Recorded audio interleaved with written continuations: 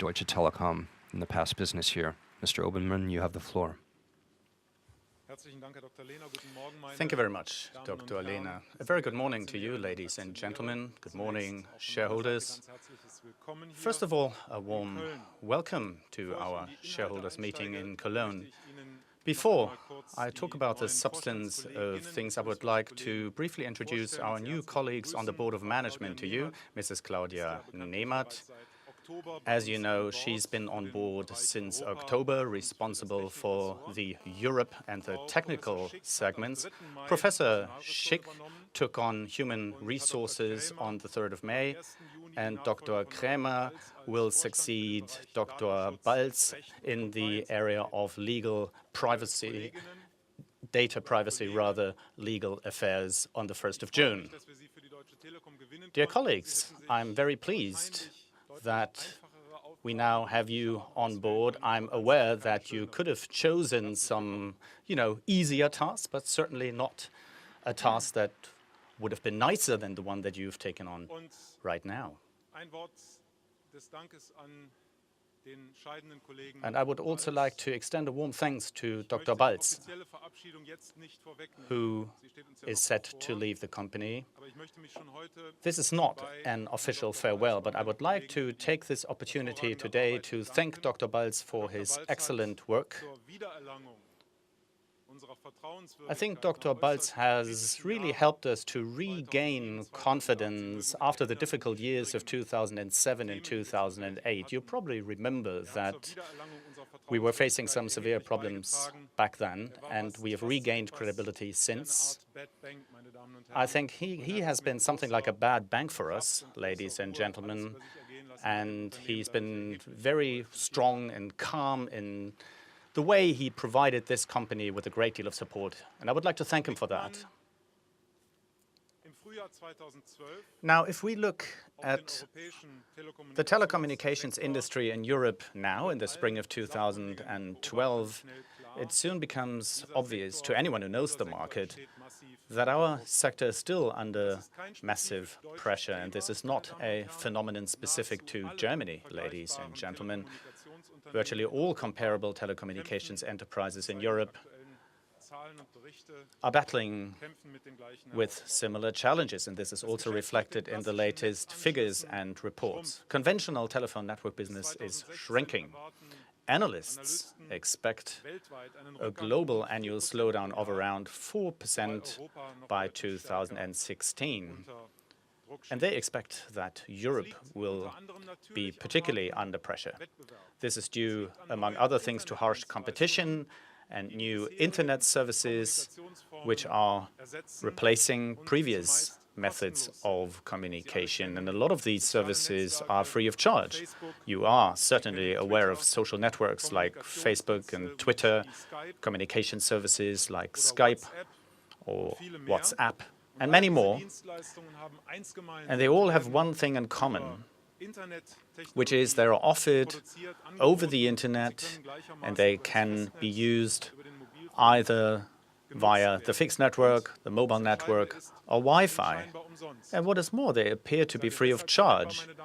And I'm saying they appear to be free of charge because quite obviously you have to pay for them, but in a different currency, and that is your personal data, which is then used for advertising purposes. In addition to this, in addition to these changes that are driven by competition, in Europe and especially in Germany, intervention by the regulatory authorities is costing us vast amounts of revenue. And the regulators are not just interested in the money that we earn in the fixed network, but in helping themselves to revenue from mobile communications too. Mind you, this is a market that has been open to competition from the outset. For example, termination rates have dropped by over 60% since 2007 in the wake of regulation. The latest reduction alone cost the industry around 850 million euros in revenues in 2011. Now, I think it is fair to say that this is not in your vested interest. That's the least we can say. It is not in the vested interest of consumers either. It is dramatic and it is wrong. Everyone is calling for high-speed networks in the furthest flung corners of the country.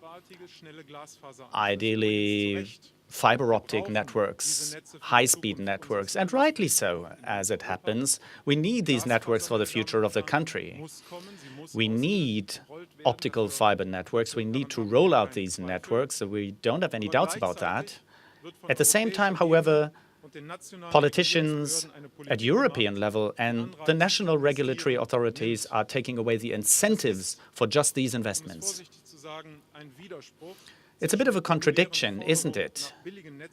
Because on the one hand, the regulator demands that we offer cost-effective networks, while at the same time investing billions in the further rollout of these networks, without these investments being amortized.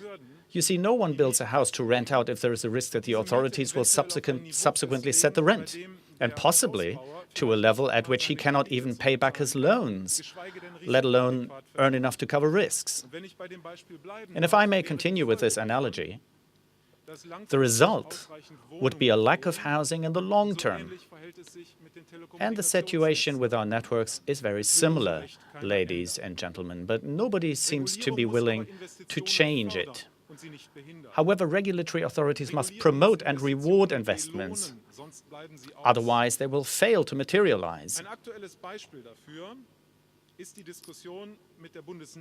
One current example is the discussion with the Federal Network Agency and the so-called contingency model. We wanted to cooperate with competitors such as Net Cologne. That was in early 2012. We wanted to set up joint agreements on the use of network capacities. It's about sharing loads and investments. We use each other networks, which is good for the customers and good for competition. Then the Federal Network Agency wanted to ban this partnership. Ultimately, last but not least, thanks to major interventions, we are now on our way to finding a solution that will help us share networks with our partners. If Germany wants to continue having one of the most modern infrastructures in the world, then the basic regulatory issues must be resolved once and for all. In one of the latest surveys, European capital market analysts conclude that a lack of investment incentives due to misguided regulation is the main barrier to further investment. We therefore need less regulation rather than more. When we look at Brussels, however, we observe exactly the opposite. The number of recommendations is increasing rather than decreasing, and it is leading to an even more extensive rate and cost regulation. This is highly counterproductive. We fully support the EU's digital agenda. However, it is set to fail unless Brussels counteracts the current trends resolutely. We have made important proposals in this regard. What we need is market-based solutions, and we need network fees that help us amortize our investments. The drop in prices, the price decline for network usage resulting from regulatory intervention must be halted. If it is not, there will be no new stimuli for broadband rollout. And we are talking some 40 to 80 million here, or 60 to 80 million rather. In addition to this, regulation cannot carry on as it has, given the preferential treatment cable network operators are receiving on the broadband market. As Deutsche Telekom, we should not only be constantly facing more requirements, more demands being imposed on us in terms of further network rollout. What we need is equal opportunities in this market for us and our competitors, ladies and gentlemen. So either the cable networks are opened up and they are subject to regulation, just like our networks are being regulated, or our networks should be regulated less. But the current situation is not acceptable at all. As I already outlined, this conflict between harsh competition, and it is good to have competition, but this conflict between harsh competition and incomprehensible regulatory decisions means that the air is getting thinner and thinner for Europe's telecommunications sector. You only have to take a look at the performance of the major European telecommunications companies, ladies and gentlemen. Nearly all of them suffered losses in 2011. Please don't get me wrong here. Don't get me wrong. No one can be satisfied with a T-share trading at under 9 euros. I'm not satisfied with the current share price as a manager. Not at all. And I'm aware that neither nor are you. I don't like it. I can tell you that.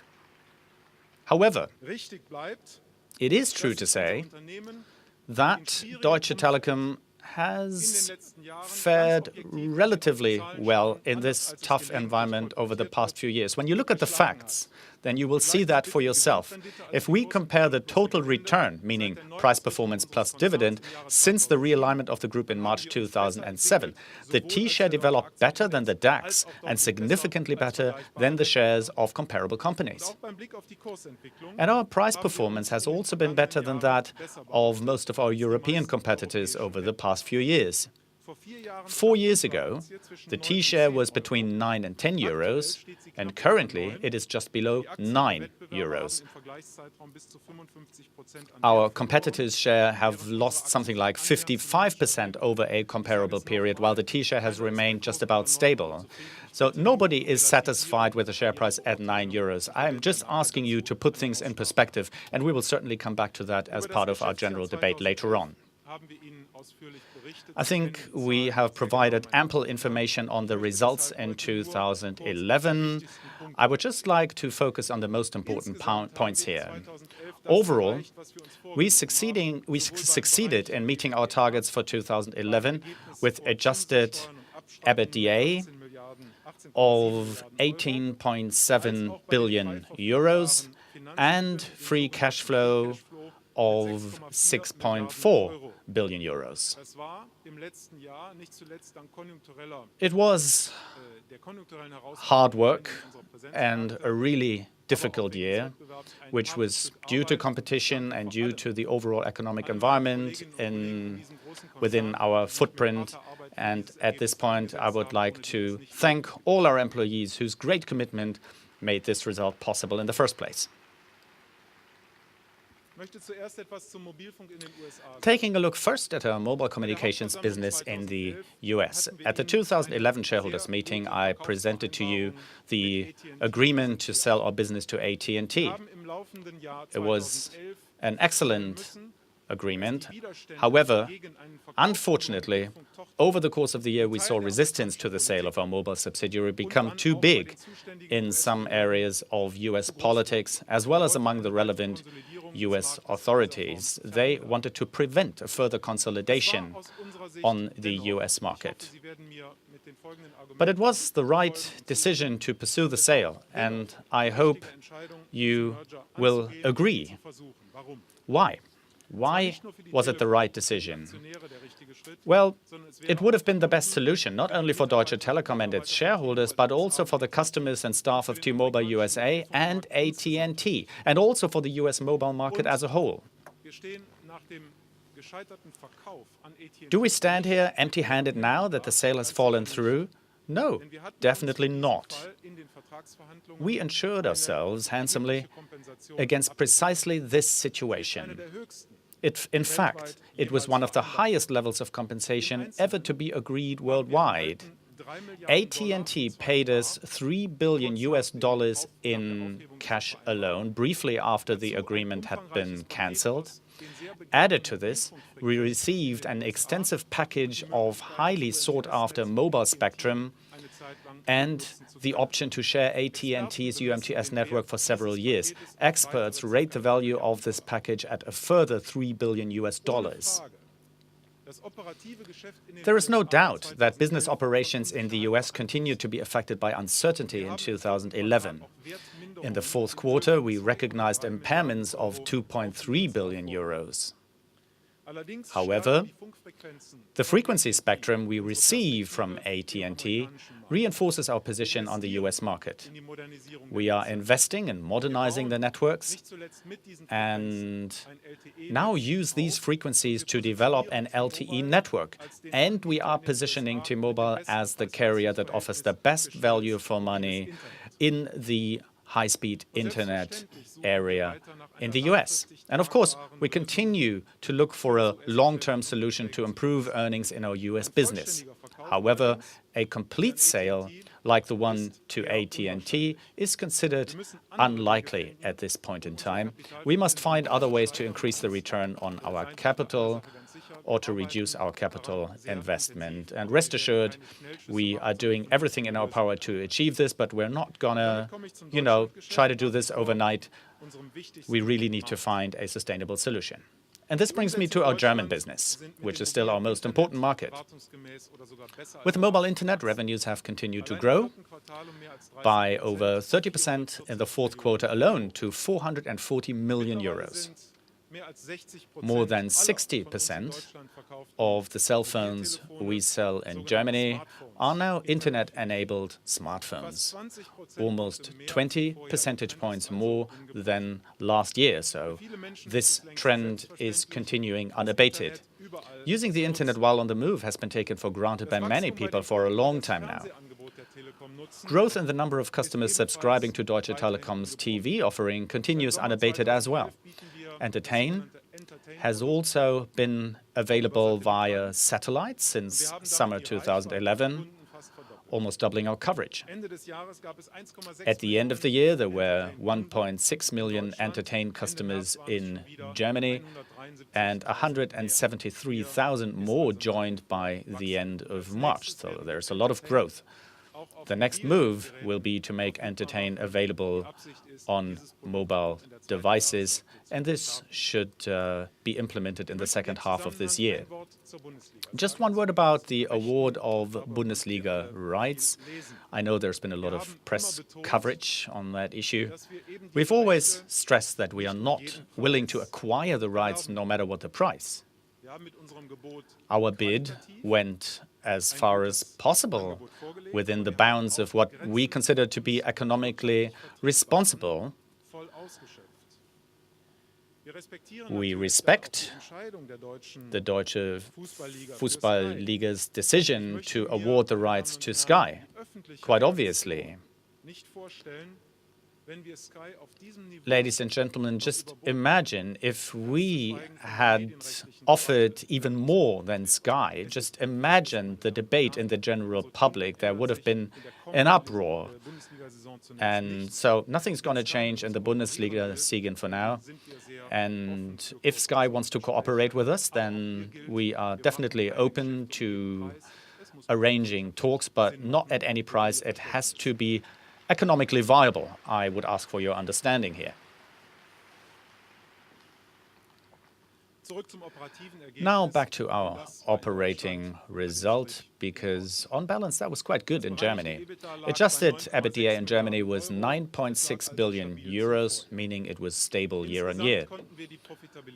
Overall, we raised our profitability once again in 2011 to an EBITDA margin of almost 40%.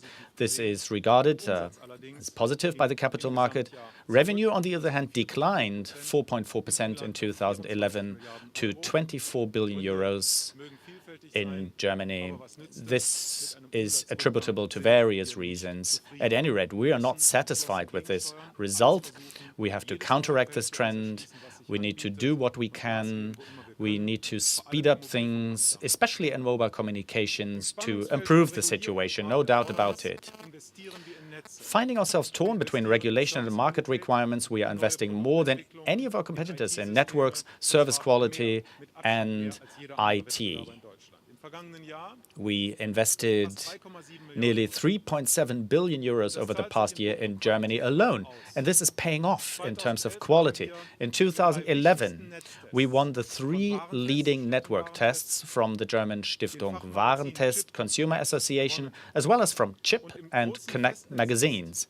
And we had the field again at the first big fixed network test of the year 2012. The editors of Connect magazine summed up as follows, and they've been doing these tests for many years. Let me quote here. This year, no one can afford to ignore the magenta giant from Bonn. Telecom currently has the best overall telephony and internet package. End of quote.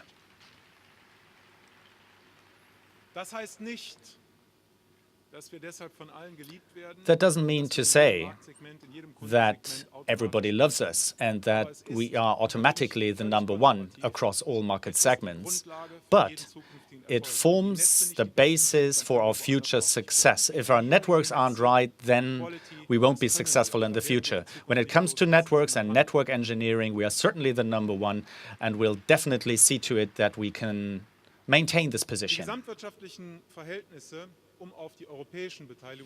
Now I come to our European subsidiaries. The overall economic situation in Central and Eastern Europe remains tough. Greece, well, there have been lots of reports about that. Greece is still in the midst of a deep recession, with all the known consequences also affecting consumer spending. In other countries, such as Poland and Hungary, while the economic recovery held up, thank God, the currencies weakened over the course of the year. On top of that, in Hungary, for instance, a special tax has been arbitrarily imposed. And let me be quite blunt here. This has some legal implications that aren't acceptable, and it definitely sends out the wrong signal to future investors. The tax cost us almost 100 million euros in revenue in 2011, and it definitely negatively impacts on earnings as well.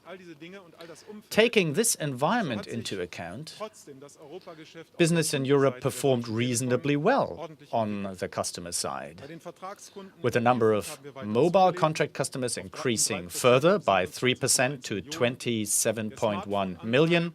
The proportion of smartphones increased by 20 percentage points to 54%, which means that every other cell phone sold in Europe now is a smartphone. And in the fixed network, we expanded the number of broadband lines by just over 5% to almost 5 million. And Internet TV business also grew by 12% to 2.6 million customers, which makes us a European leader in this segment. Although revenues on a comparable basis fell, the EBITDA margin rose to almost 35%. That brings me to T-Systems, ladies and gentlemen, our business with international group customers. In the past year, we again secured a number of big outsourcing deals, such as with Total, Shell, and Daimler. Business with cloud services is getting stronger and stronger in this context. Companies no longer need to access their own computers, but can lease capacity from our data centers. Years ago, we were among the first in this area. Today, analysts confirm our leading role in cloud solutions for corporate customers as well as for small and medium-sized businesses. And SMEs are of utmost importance to us. This is why companies are increasingly placing their trust in us. We've concluded contracts with the insurance group Intermedica in Brazil, with the largest glass manufacturer in Africa, Consol, and with the Spanish post office Correos, among others. Overall, 80% of T-Systems' SAP business today already comes from the cloud. T-Systems increased its external revenues slightly in 2011 by 2.4% to 6.6 billion euros. However, T-Systems has also been successful on the cost side, with gross cost reductions in the range of 700 million.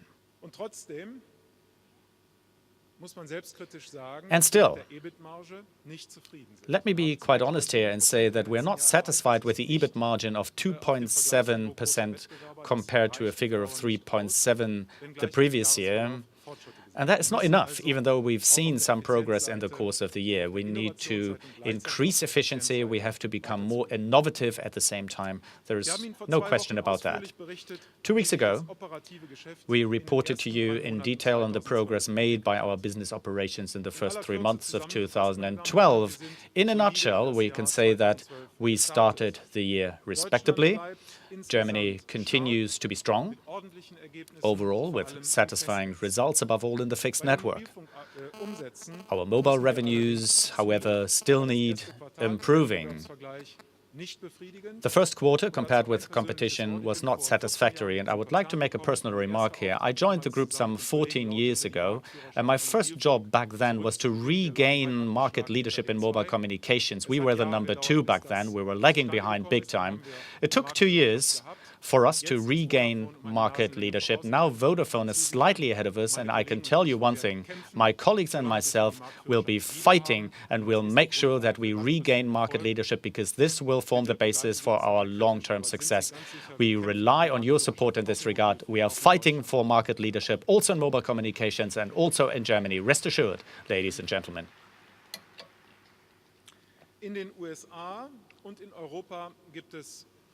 There are improvements in the US and Europe, as we showed in the quarterly report, and T-Systems has increased its profitability slightly. And on this basis, we confirm our guidance for the year. We expect pre-tax result of 18 billion euros and free cash flow of around about 6 billion for the total year of 2012.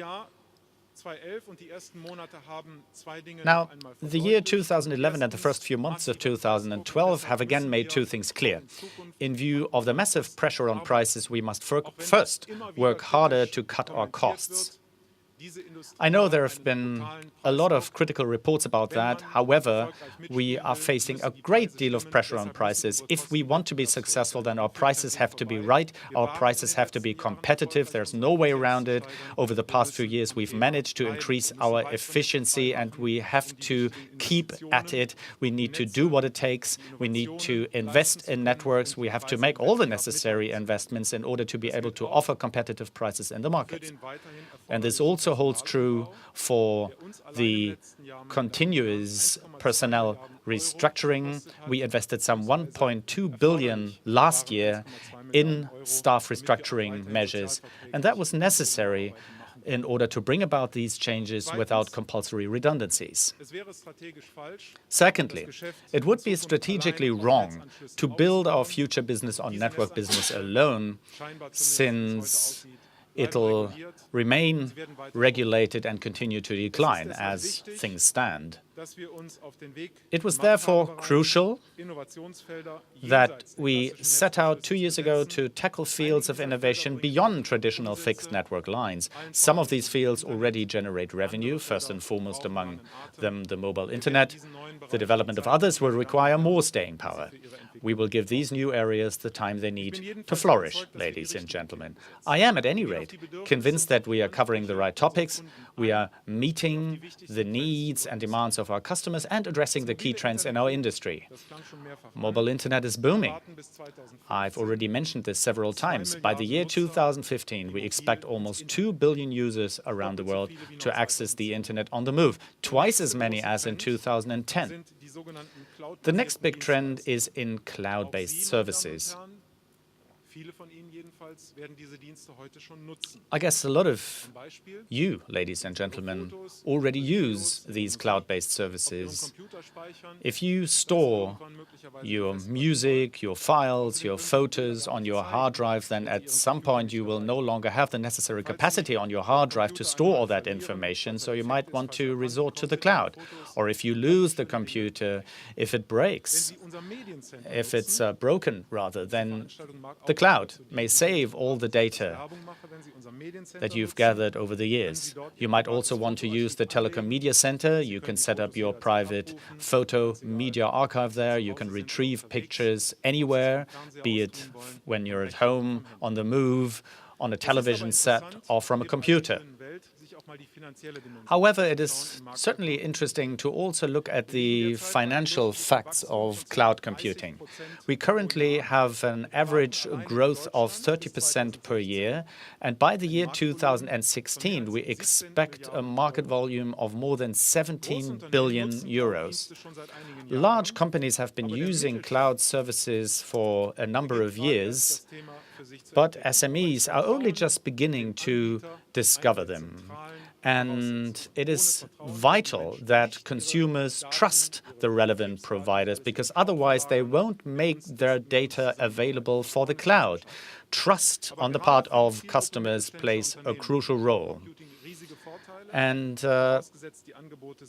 it is precisely the target group of medium-sized enterprises that cloud computing offers huge advantages to.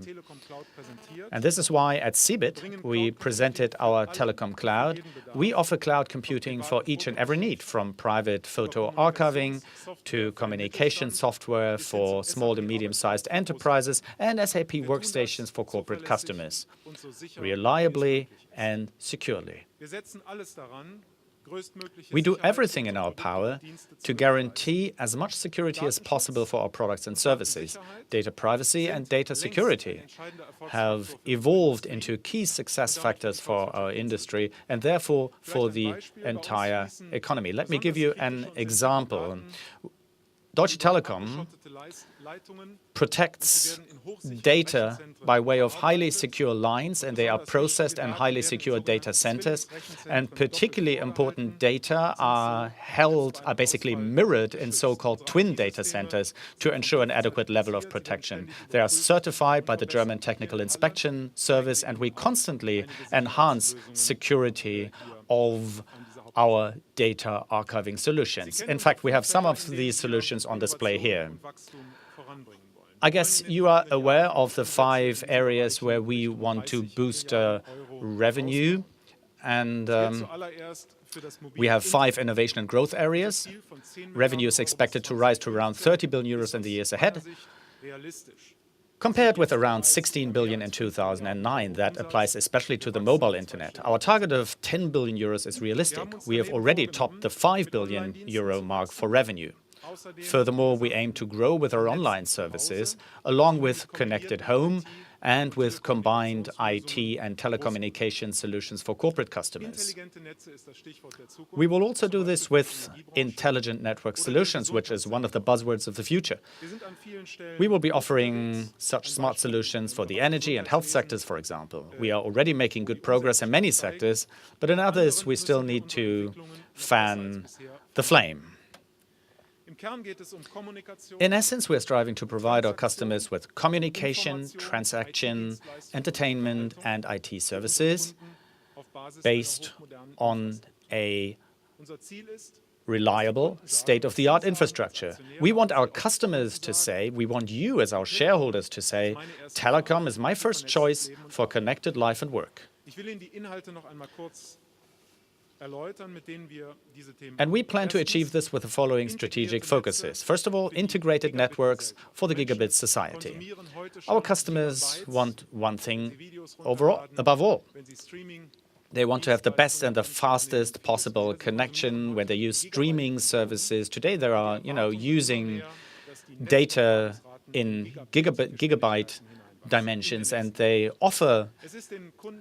expect relevant speeds in the future. And it doesn't matter whether they're using a DSL line or a VDSL line, no matter what the acronym, Wi-Fi fiber to the home, LTE. It doesn't matter so much what technology they're using. Customers, they don't care what line they're using. They want to be offered seamless solutions, and they want to constantly be offered the best technology so that they can use their game consoles, their camera, their PC in the best possible way. And our job is to make sure that these services are truly seamless, that the technologies are employed in such a way that you as a consumer automatically receive the best network connection everywhere, anytime. This is our job. That's what we are working on. That's what our technicians are working on, flat out. So this will be the basis for our future success, particularly in mobile communications. We certainly will be able to generate adequate revenues in this regard. The structural development, especially in the fixed network business and in future value creation, i.e. the degree of our own services, depend on the general conditions we are granted. It is not acceptable that our company is dealing with a mission impossible as a result of regulation. And I was saying before that we have submitted relevant proposals to the regulatory authorities in this regard to ease the current situation. The second subject is cultural change, more innovation through collaboration. We cannot develop everything on our own. Now, this has been obvious for a couple of times, but we are constantly enhancing our innovation culture. Innovation is a three-way combination of in-house developments like entertain, media center, and partnerships and acquisitions. Like I said, some of the most important in-house developments are entertain, media center, and page place, but there are also partnerships and acquisitions or shareholdings in innovation companies. In the past few months, we have taken a great many steps in this direction, some small, some larger. Only recently, we participated in the text and voice service Pinger, one of the most successful iPhone applications. Or another example, we are collaborating with Lookout from Silicon Valley for more security and control over smartphones and their apps. We need such forms of cooperation with partner firms that complement our own strengths. We must be more open and advance the improved innovation culture within the company. And in future, T-Venture, our venture capital subsidiary, will play an even stronger role in getting us more strongly involved in external innovation. In addition to this, we established our first incubator for startups just a few days ago in Berlin. We will use it to promote innovative business ideas and support the entrepreneurs, for example, by giving them access to our development platforms, helping them with the startup costs and providing them with advice from experienced experts. And at the same time, of course, we want to be able to offer the relevant products and services to our customers. Number 3, secure cloud solutions. I already mentioned that secure and reliable cloud services are becoming ever more important to our business. This includes communication services for SMEs, for example, our Deutschland LAN, a full service package for fixed network, mobile and PC communications from the cloud. Another offering in this area is our smart network solutions for the automotive, health and energy sectors. Let's take a closer look at the energy sector as an example. In future, we will have a highly complex energy grid, as I'm sure you're aware, with a combination of large, central, and many local generators and consumers. This requires a smart network, or a smart grid rather, which understands when, where, and how much energy is generated and required. This development of the smart grids is still in its infancy, but it'll not function without state-of-the-art telecommunications and IT. We see our role in this as a partner to the energy industry, And we see ourselves as an enabler. I'm aware that I've often been blamed for using English terms in German. I just did it again. Anyway, the fourth topic I'd like to talk about is customer delight drives our action. We've set ourselves an ambitious goal. We want to inspire our customers. This is about the networking that enables the networking of various companies and hospitals. We can bring about a better treatment of patients in hospitals, and we can make it possible for the elderly to stay independent as long as possible. We are developing solutions for hospitals, with a renowned hospital in Berlin, for instance, in this regard. But, ladies and gentlemen, there is one thing that we must never lose sight of, and that is we really have to enthuse our customers. And we're not always successful, but it is definitely our goal to inspire and enthuse our customers in advertising, in the shop, at the customer interface. You know, we talk to our customers, literally to hundreds of thousands of customers every day. I know that we are still facing a great many problems, but like I said, I think we've received a lot of positive feedback as well, and I would like to encourage our staff here. Let's keep at it. We really need to inspire and enthuse our customers, and we will only be able to do that if our if our employees rather are satisfied. And this also means that we have to provide information to our young customers as well, precisely the information they are looking for. And this is where the social networks come into play. Telecom Helps, for instance, is our service channel on Facebook and Twitter. It's extremely successful and was quickly copied by other companies. And our next step is to set up a feedback platform from customers for customers. And I can tell you that, you know, it's not always easy to discuss these things with customers because often customers express a lot of criticism, but it still helps us to move on. So these are the areas that we have to focus on. We know what we have to do and we know how to do it. Namely, we must fight for every customer in our core business. This is a tough market. We must change our company. We have to streamline our processes and organizations in order to remain competitive in this industry. And we have to renew our company. We have to become more innovative and faster in order to be successful with the internet and cloud services. We've demonstrated that we have the power to hold our own in a tough environment. And I think we've come a long way. At the same time, we have to press ahead with the group's transformation, and this continues to include responsible staff restructuring. There is no way around this. And no part of the company is exempt from this, ladies and gentlemen, including the headquarters area, which is too big for our quick business with its aggressive prices today, which is why we are now in the process of significantly reducing the size of group headquarters and organizing it more efficiently. We've always worked together with the employee representatives in the past to ensure that such measures are based on cooperation and fairness, and that's how it should stay, ladies and gentlemen. Incidentally, I am using the term restructuring deliberately because we need new skills and an innovation-friendly culture in the company to be successful. On the one hand, we provide training programs for our own employees to this end. At the same time, we are seeking outstanding junior staff and experienced experts from all over the globe.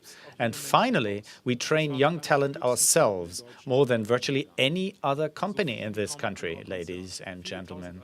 Many thousand trainees in Germany alone, almost 10,000 trainees in Germany alone, ladies and gentlemen.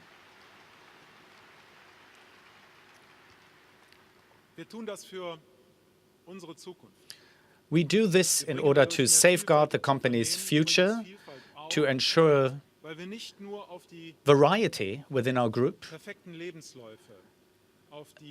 And you don't need the perfect CV.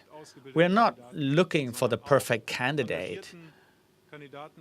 We are looking for highly committed young people who maybe do not look like the ideal candidate at first place. Maybe they might even be the kind of people that other companies wouldn't even consider. But we like these people. We've taken on, these people before, and they actually turned out to be highly successful and very useful for the group. And at the same time, we have a lot of female customers, just like the number of female employees is rising, as you can tell when you look at our board of management. Finally, it is also reflected on the board. Despite the economic crisis, despite the brutal competition, and despite adverse regulation, Deutsche Telekom today still stands for stability and reliability, and I hope it will continue to do so in the future. And this means high value for long-term investors in these uncertain times. We've generated a sound free cash flow, half of which we intend to pay out. While a number of enterprises, last but not least from our own industry, are cutting their dividends, we are sticking to our targets. For the 2011 financial year, the Board of Management and the Supervisory Board therefore proposed to the shareholders' meeting to pay a dividend of 70 cents per share. And for domestic shareholders, this dividend will be tax-free once again, ladies and gentlemen.